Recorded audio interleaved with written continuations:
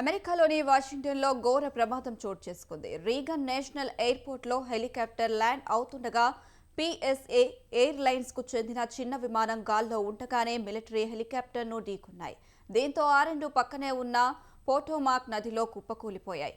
ఘటనా స్థలంలో అధికారులు సహాయక చర్యలు చేపట్టారు. ఈ విమానంలో 60 మంది ప్రయాణికులు ఉన్నట్లు సమాచారం. ఈ ప్రమాదం కారణంగా రొనాల్డ్ రీగన్ ఎయిర్పోర్ట్ నుంచి విమానాల రాకపోకలను అధికారులు నిలిపివేశారు.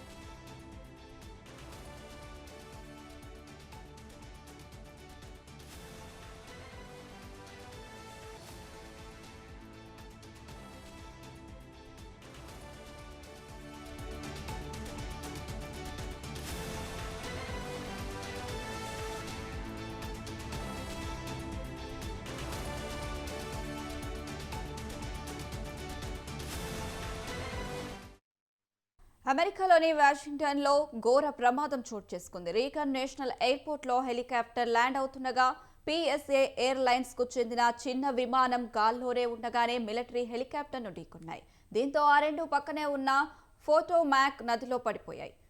ఘటనా స్థలంలో అధికారులు సహాయక చర్యలు చేపట్టారు. విమానంలో 60 మంది ప్రయాణికులు ఉన్నట్లు సమాచారం. ఈ ప్రమాదం కారణంగా రొనాల్డ్ రీగన్ ఎయిర్పోర్ట్ నుంచి విమానాల రాకపోకలను అధికారులు నిలిపివేశారు.